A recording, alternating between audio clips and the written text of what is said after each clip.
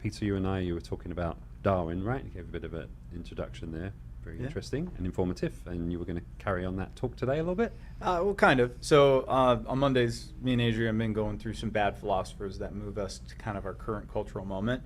But today, me and Sean tend to like to do apologetics days, where we take a category or a thought and we break it down in a little bit more intricate detail than we would normally do if we were just getting the question in our normal queue.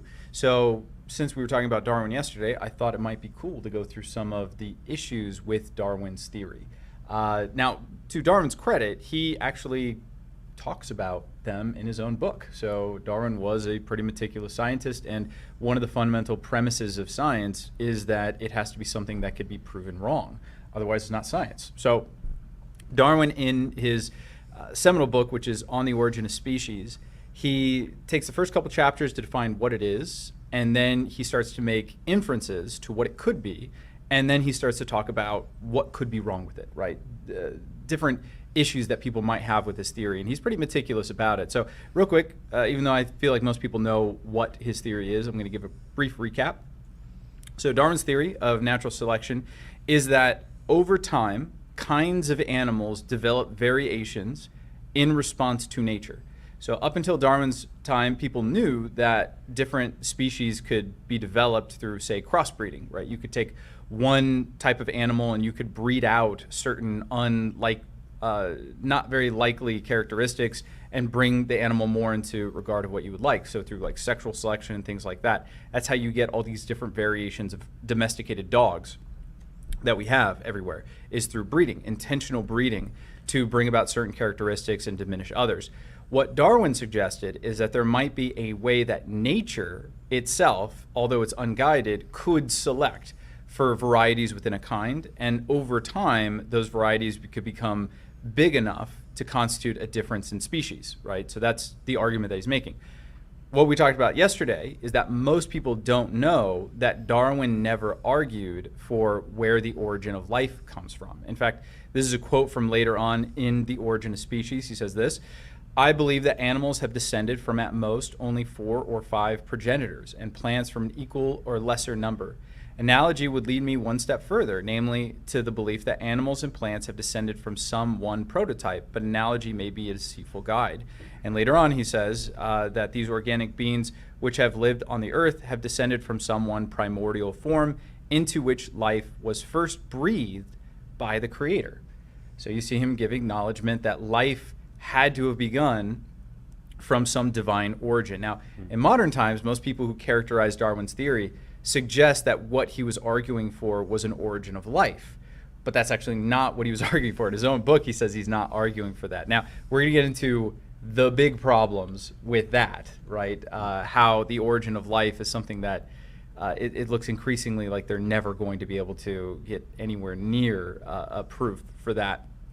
And we'll talk about some people who actually like Darwin, who are not big fans of that type of theory. But for now, let's get into Darwin's own problems with his own theory. Now, throughout the book, he gives a lot of haphazard answers to these questions. And the reason why is because he intended this book to be something that stirred dialogue. He didn't want it to be like the end-all be-all, this is the truth, and just believe it. He wanted different scientists to kind of poke holes in his theory and to show why they believed it was right versus why they believed it was wrong. So he does give very strong arguments against his own theory. Now, the first one that he gives, which I didn't even think about until I started reading his book, and it seems so obvious, he mentions that there are no transitional species alive today.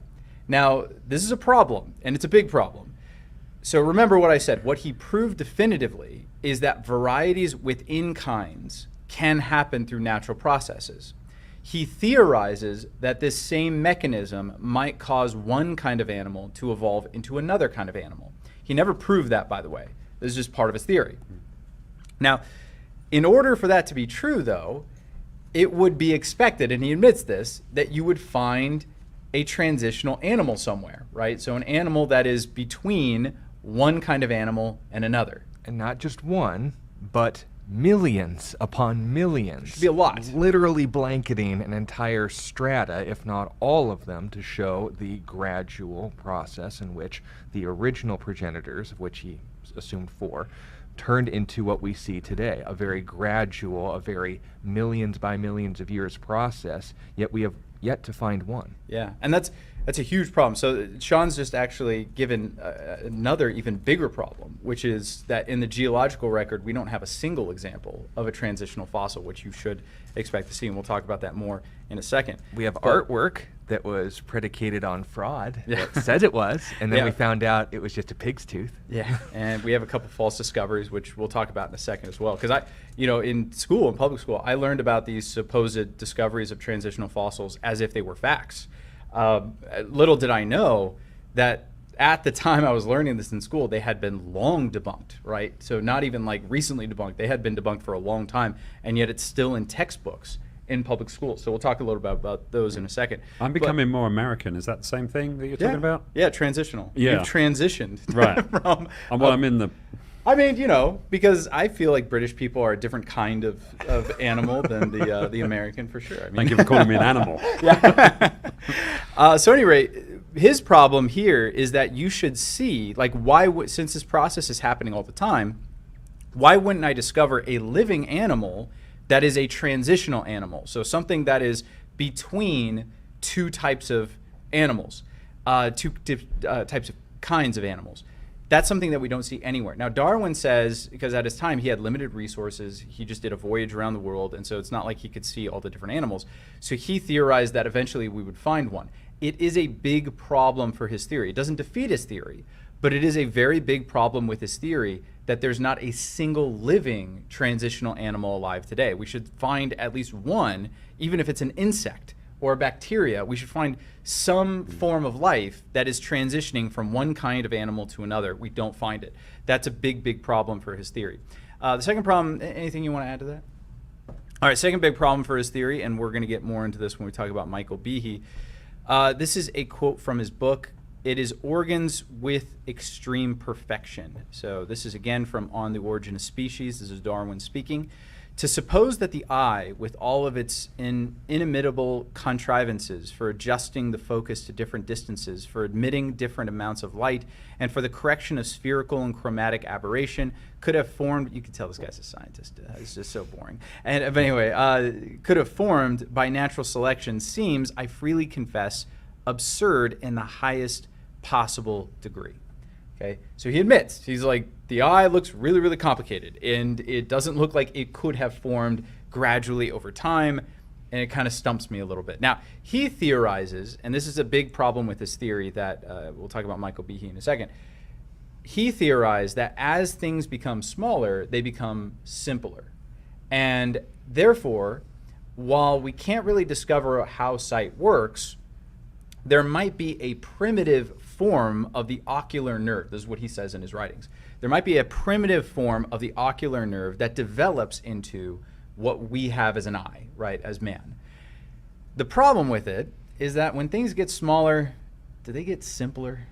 No, in fact, just the opposite. When we're talking about, and this will tie into the title of Behe's book, but the idea of the simple primordial soup that we all oozed out from the goo to you by way of the zoo, the infantile to the fertile to the gentile, you get the sloganeering.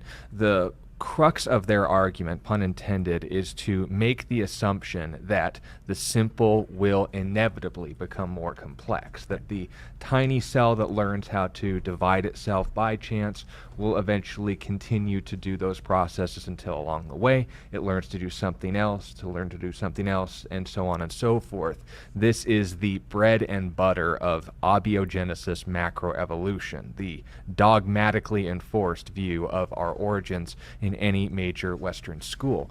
Now, when we look at that assumption that the idea of us starting at a simple single-cell organism first is not only a historical claim, not a scientific or an observable one, but it fundamentally misrepresents what we now know as a cell. Because if you have done any research into microbiology, you know there's entire fields of engineering that literally design, for example, underwater propellers based off of the way that our little squigglies move around in our stomachs called biomimetics. It is so advanced that we design our machines off of it because it functions so well. Now, you can make the worldview-based assumption that, well, of course, these things evolved. I mean, we're just observing something that happened to go right, which is an assumption of your conclusion, not a proof. If you go at it from the other angle and say, no, show me the base life form, the black box, if you will, the assumption that the tiny means the simple, you just have to look at your computer's motherboard to know that small doesn't mean simple. Right. It just means small. It's beyond your sight in some ways. But if we take a look at biology, functional life, not in theory, but in actual existence, all of the evidence... Which Darwin wouldn't have known anything about. Yeah, and he didn't have to. Right. He didn't make the claim, but people will put it on that assumption, right, the authority that just doesn't hold weight, unless, like the world we live in today, you censor everyone who says otherwise, which we don't buy. Right. So the title of the book that I keep referencing is Darwin's Black Box by Dr. Michael Behe. The biochemical challenge to evolution. So he is a biochemist, and again, he's not coming at it as a Christian. He's not even coming at it as someone who believes in a 10,000-year-old young Earth, as Sean and I do, as well as Dave. He's coming at it as someone who actually does believe virtually what I just read from Darwin himself, that there might have been a couple or one base life that was seeded by a creator God, and then from there we get to the place that we're at today. So this is, in his words, what biochemistry is and how it challenges the theory that life could have originated and developed from simplicity to complexity. So this is his definition of biochemistry. Biochemistry is the study of the very basis of life, the molecules that make up cells and tissues that catalyze the chemical reactions of digestion, photosynthesis, immunity, and more. Okay, so why is that so important in disputing Darwin's theory? Well, this is again from his book. It was once expected that the basis of life would be exceedingly simple. That expectation has been smashed. Vision, motion, and other biological functions have proven to be no less sophisticated than television cameras and automobiles. As Sean said, we are actually designing machines off of these systems because of how unbelievably complex they are. Science has made enormous progress in understanding how the chemistry of life works, but the elegance and complexity of biological systems at the molecular level have paralyzed science's attempts to explain their origin.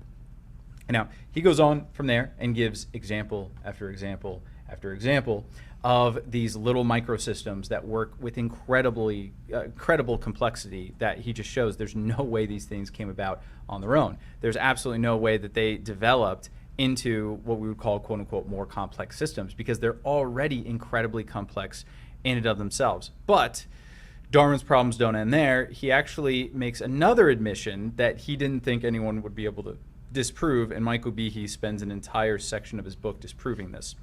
This is again from On the Origin of Species.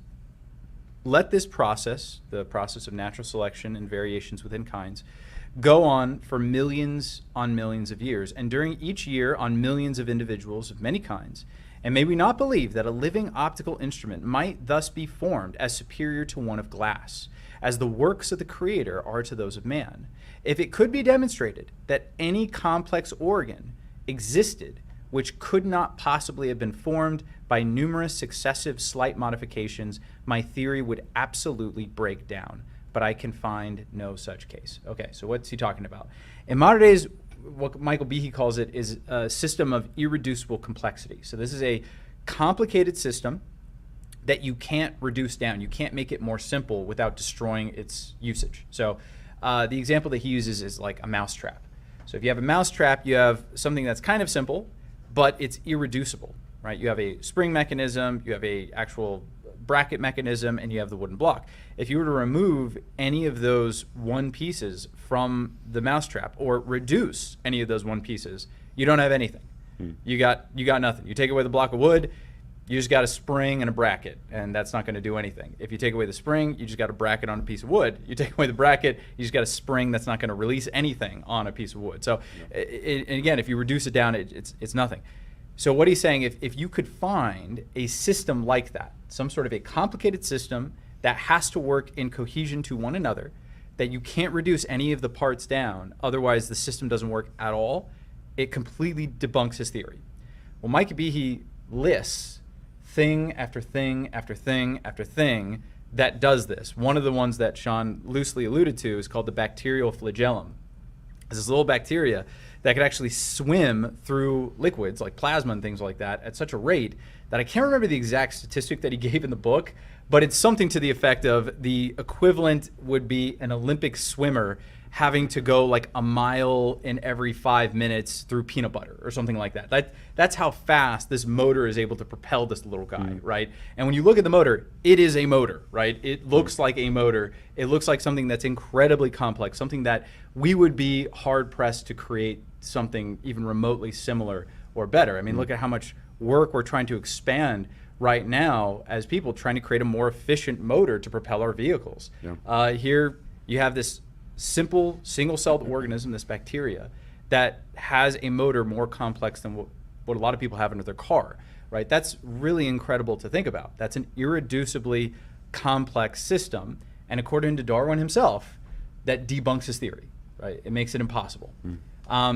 Anything else you'd like to add or clarify on that? Well, and I guess just a little side comment here. It's going to be common when you hear all of these evidences and these examples that if you're on the side of the creationist or the intelligent design pro position, that you just, take it all loosely and say, oh, well, I'm glad I chose the right team. And that people who are against this are just going to hear us loosely, dismiss it all, and say, well, they're not experts in these fields. My guys, I'm sure, have a better response to this if they were here.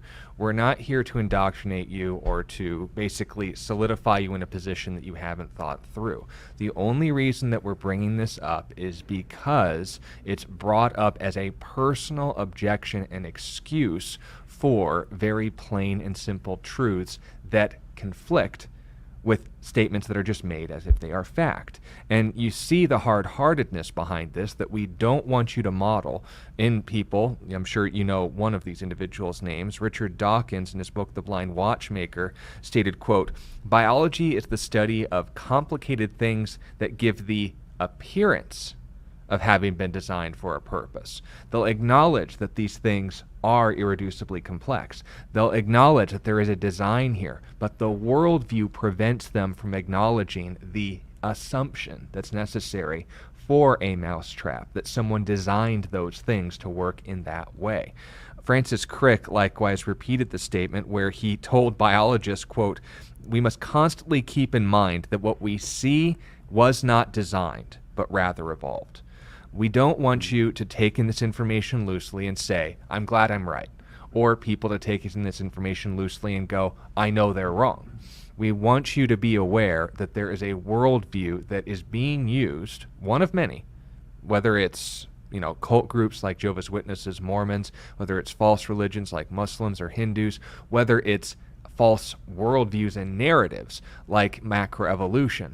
We want you to be able to take all this information and go, where is the mistake? What mistake could I be making? And if the hard-heartedness of man's attempts to dismiss God goes so intensely in this one direction, if you're feeling a heart that says there's something wrong with that, understand that the Holy Spirit could be calling an open door of ministry for you. But study first. That's the purpose of apologetics, is being able to give a defense, and defense requires knowing your opponent's strategies.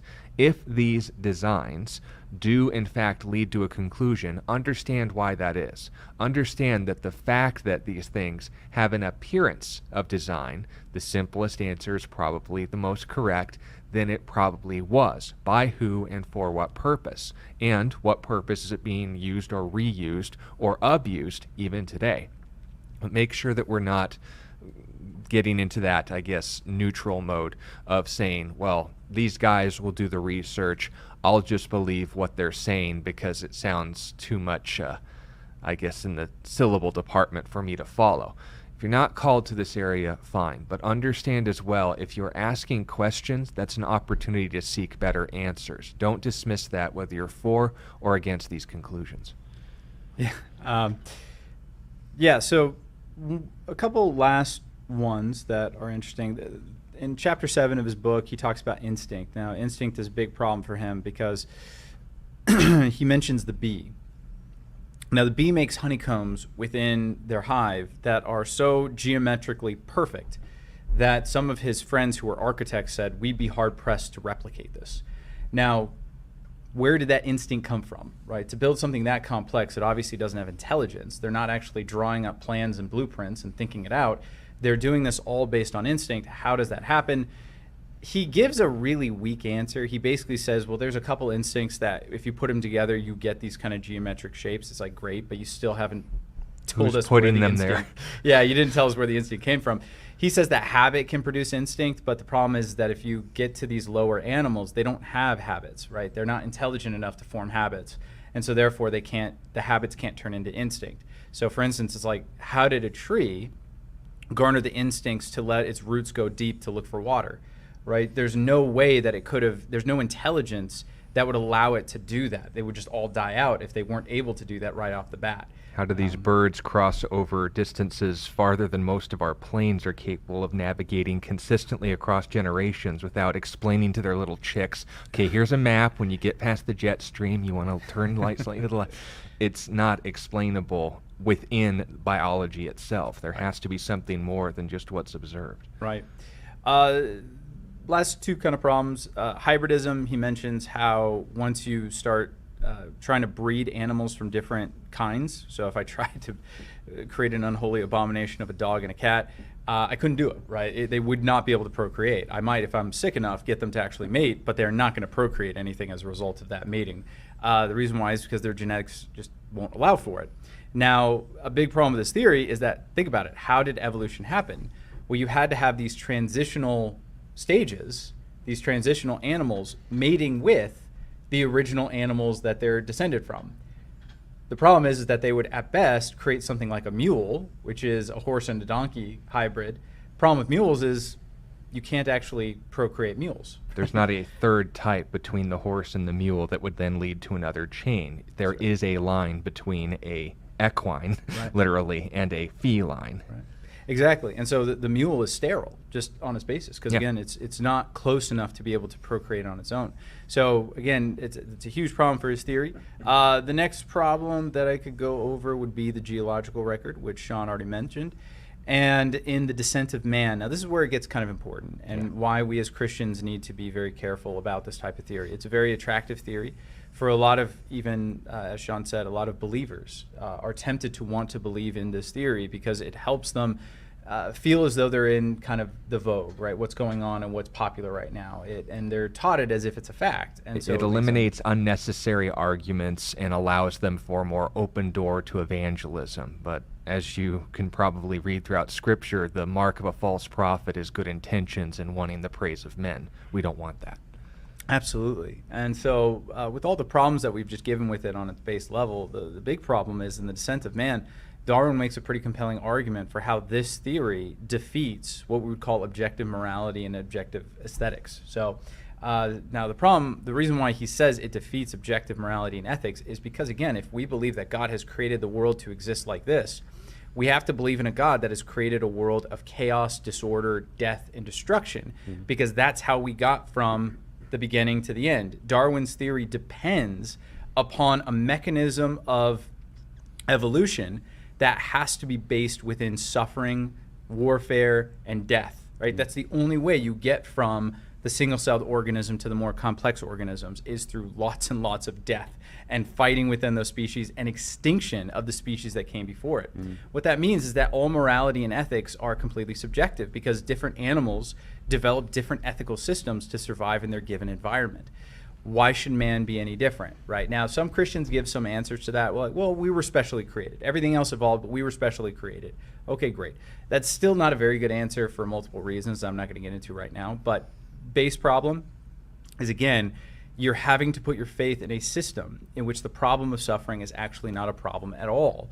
Suffering is the basis for how life got from original state to complexity. So you can't really look at it as a bad thing. This is, again, one of the reasons why C.S. Lewis left his atheism, is because he was bothered by evil and suffering, but he believed in a system that said that evil and suffering is how we got from A to B. And he couldn't accept that, right? He couldn't understand why he was so disturbed by the very thing that brought about his evolution.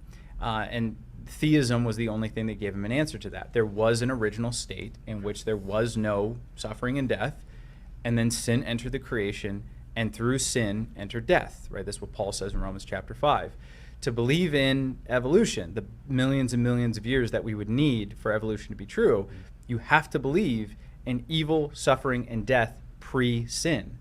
That's kind of a big problem, right? It's a big problem for how we conceptualize evil, how we conceptualize suffering, how we conceptualize ethics. I'm not saying that faithful Christians haven't made valiant efforts to try to make those things work at the same time. It's just very difficult, and they're not very logically consistent. So, anything else that you'd like to add or clarify on that?